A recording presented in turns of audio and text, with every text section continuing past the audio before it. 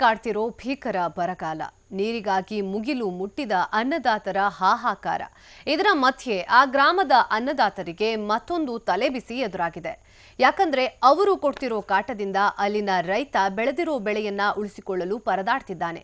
ಇಷ್ಟಕ್ಕೂ ರೈತರಿಗೆ ಕಾಟ ಕೊಡ್ತಿರೋ ಆ ಚೋರರು ಯಾರು ಗೊತ್ತಾ? ಈ ಸ್ಟೋರಿ ನೋಡಿ.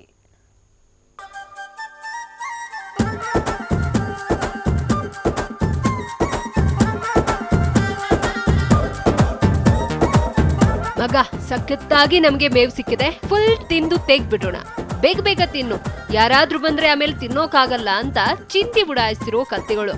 ಮತ್ತೊಂದ್ ಕಡೆ ಮಾಲೀಕರ ಕೈಗೆ ಸಿಕ್ಕಿ ಬಿದ್ದಿರೋ ಕತ್ತೆಗಳು.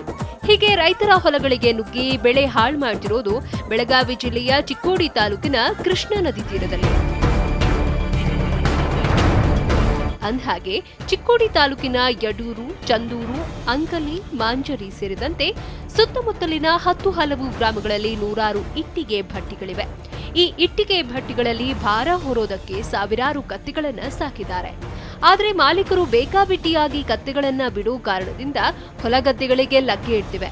ಇದರಿಂದ ನೂರಾರು ಎಕರೆ ಪ್ರದೇಶದಲ್ಲಿ ಬೆಳೆದು ನಿಂತಿರುವ ಕಬ್ಬು, ಗೋಧಿ, ಗೋವಿನ ಜೋಳ, ತರಕಾರಿ ಸೇರಿದಂತೆ ವಿವಿಧ ಬೆಳೆಗಳು ಕತ್ತೆಗಳ ಪಾಲಾಗ್ತಿದೆ.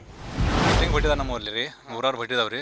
ಅದ್ರ ಕತ್ತಿಗೋಳ್ದ ಭಾಳ ತ್ರಾಸ ಮಾಡೈತಿ ನಮಗ. ಊರ್ ಬಡ್ಡಿ ಹೊಲ ಅದಾವ್ರಿ, ಕಟ್ಟಿಗಳು ಬಿಡ್ತಾರು, ದಗದ ಮಾಡ್ಕೋತಾರ ಬಿಡ್ತಾರ, ಪಡ್ಕೊಂಡು ಹೋಗಂಗಿಲ್ಲ, ನಿಂತು ಮೆಸಂಗಿಲ್ಲ, ಬೆಳಿ ಹಾನಿ ಆಕೈತಿ. ಕಬ್ರಿ, ಗೋಧಿ, ಕಪಲೆ, ಕಡ್ಲಿ ಇವ್ಯಾನ್ ಚೆನ್ನ ಬೀಳ್ತಿ ಎಲ್ಲರೂ ಬೀಳದವ್ರಿ.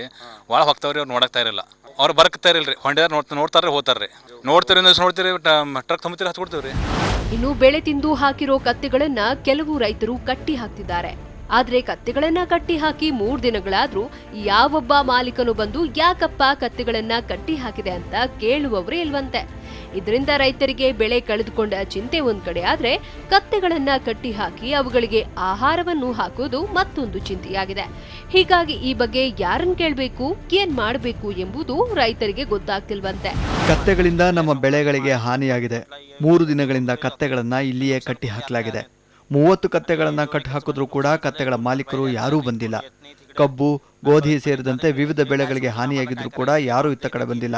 ಹಾನಿಯಾಗಿರುವ ಕುರಿತು ಪರಿಹಾರ ನೀಡಿದ್ರೆ ಮಾತ್ರ ಕತ್ತೆಗಳನ್ನ ಬಿಡ್ತೇವೆ. ಈ ಕುರಿತು ಗ್ರಾಮ ಪಂಚಾಯಿತಿಯ ಗಮನಕ್ಕೆ ತರಲಾಗಿದ್ರೂ ಯಾವುದೇ ಕ್ರಮ ಕೈಗೊಂಡಿಲ್ಲ.